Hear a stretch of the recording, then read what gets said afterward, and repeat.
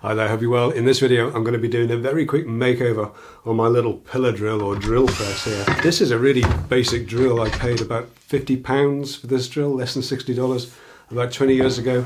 I've got to be honest, it's served me really well. If I ever needed a fence on it, I'd just clamp a piece of wood and that's done the job perfectly fine. But I've got a project coming up that needs to be a little bit more sophisticated in the drilling capacity, so I'm going to replace the table and I'm going to change the fence, and I'm going to get right on with those now.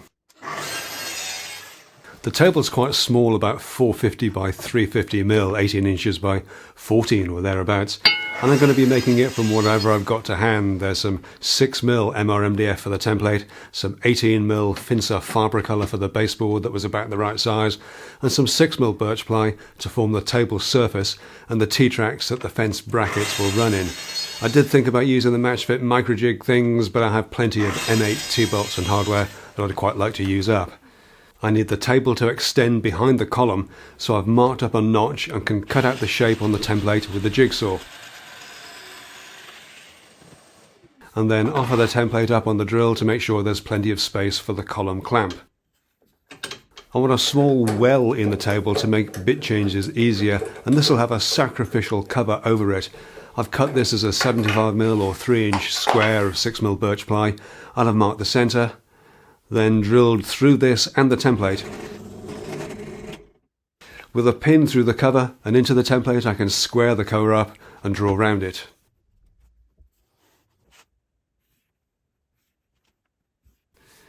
The cover needs a rebate to sit onto, so I've used a piece of 9 mil scrap to extend those lines inboard, then drilled out the corners.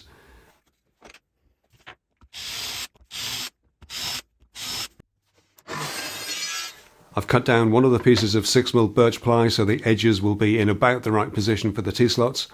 I've lined it up against a pencil mark, covered it with a template, again lined up against a mark, and then I can use an awl to mark through the corners of the template and into the birch ply. With that sorted, I can glue and pin the birch ply onto the baseboard, and then add in the strips at either side.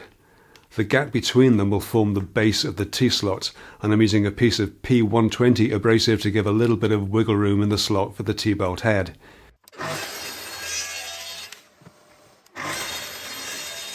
With both strips marked and cut down, they can be glued and pinned onto the baseboard, again using the abrasive to gauge the width. It's best to try and avoid getting any glue into the slots, though running the head of the T-bolts up and down them a couple of times seems to clean them out pretty well anyway.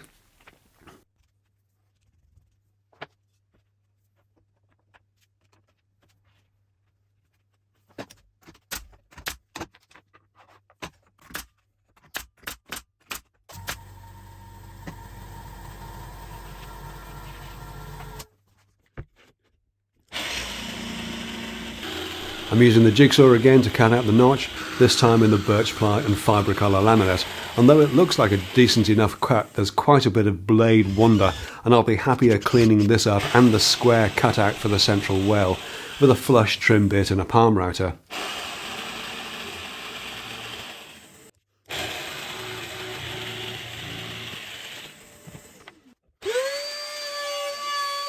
The bit I'm using is on the short side, so I need to make a pass, then remove the template and make a second pass, this time bearing against the first cut. It's a little convoluted, but it does seem to work quite well. Onto the birch ply top surface now, and I'm making a 75 mil wide column that extends above and below the well so that the sacrificial cover sits snugly between them. Again, these are just glued and pinned in place, but this time I'm using a 23 gauge headless pin gun. There are 2 strips of birch ply either side of the column, and the gap between them forms the shoulder of the T-slot, so there's a little bit of careful measuring and marking involved, but once cut, the birch ply is simply glued and pinned, again with the 23 gauge headless pins. It's important to get the placement right so as not to tip the T-bolts over at an angle, but once they're fitted, they're strong and the T-bolts run smoothly in the slots.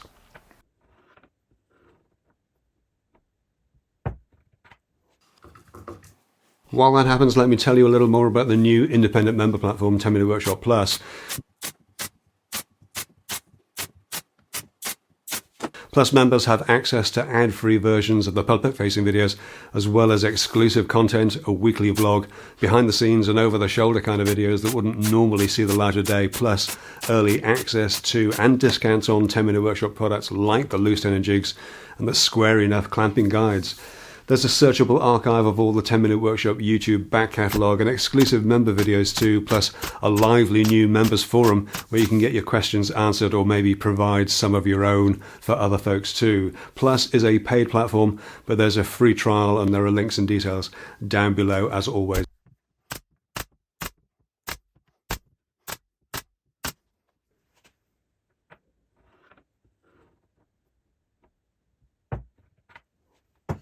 I'm using an old piece of aluminium extrusion for the fence. I've had this since 2018, I think, when I bought it for the first ever fence dogs video. And I need to make a couple of L brackets to attach it to the table. I'm using some 12mm plywood offcuts, and I've marked the position of the upper slots and drilled out a couple of 6mm holes. These can comfortably take an M5 knob, and that fits into an M5 T-nut in the extrusion.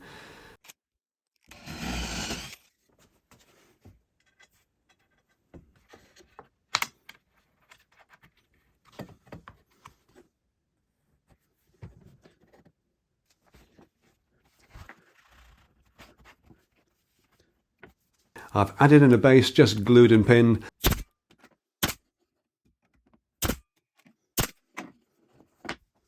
But I put one of the pins a little bit too close to the edge and it's making the surface bulge slightly so it doesn't sit quite flat. Luckily it's only a minute's work on some sandpaper to bring it back flush.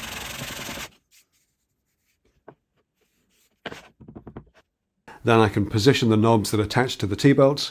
They're offset from the fence fixtures to make life easier down the line. And then these can be drilled out.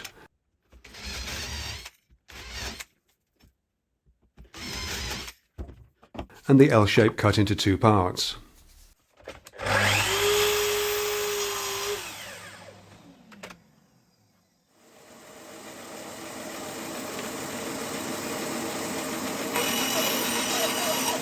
I've cut some spare sacrificial covers and I'm trimming off one corner of the bandsaw just to make them easier to remove. Then I can trim the excess off the centre column around the notch, most of it anyway.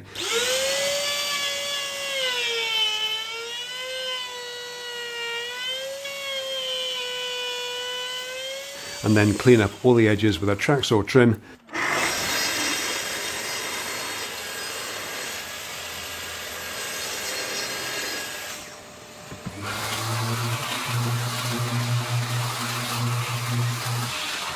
Finishing up with a bit of light sanding, just easing over the edges of the T-slots.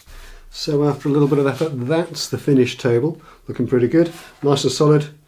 Homemade T-tracks, T-slots. Look like they're working out really well. Little brackets to hold the fence in place. And we've got a little insert which is replaceable that covers that little well. It gives us a bit more space to drop the bit out. I need to get this janky old table off and we'll see if this one fits. I probably should have checked that first, shouldn't I?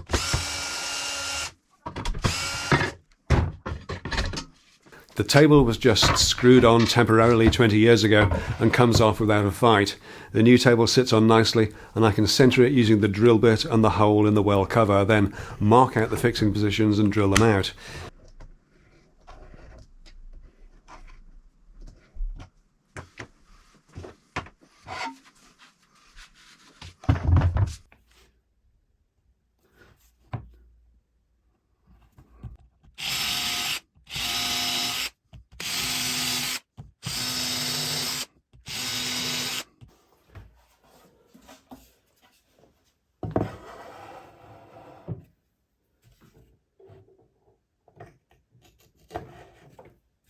Using the drill bit to centre the table, it's easy to twist it into place and screw it down. I'm just using 5x30mm screws in repair washers driven in from underneath.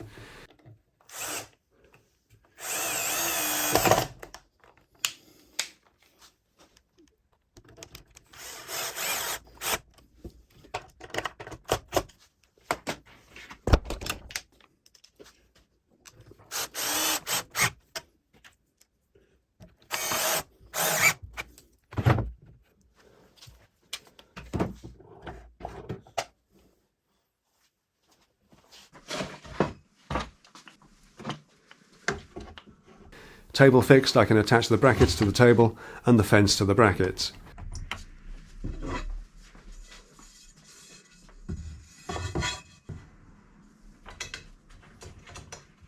And to finish it off, I have a couple of old Bench Dogs flag stops that fit into this extrusion and work really well.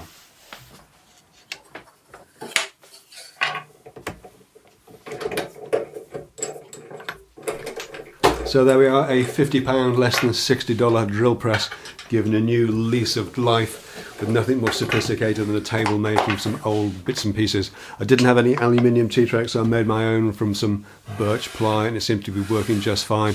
And the fence is a 4-year-old piece of aluminium extrusion used because it's what I had, and I've got plenty of older odds and ends that it will fit. It's probably a bit long, to be honest, and I may well cut it down, but I'm not expecting to have it attached all the time, just when I need it, so I'll leave it for now and we'll see how it goes. I'll call this one done though for now. Thanks so much for taking a look, and thanks as always to my amazing channel members for their support and encouragement, and for the conversations that we have that really help shape these public facing videos. We'd love to have you as part of that conversation over at the new member platform 10 Minute Workshop Plus. There are links and details down below as always. But that's it for this one. Thanks so much for taking a look, and I'll see you in the next one.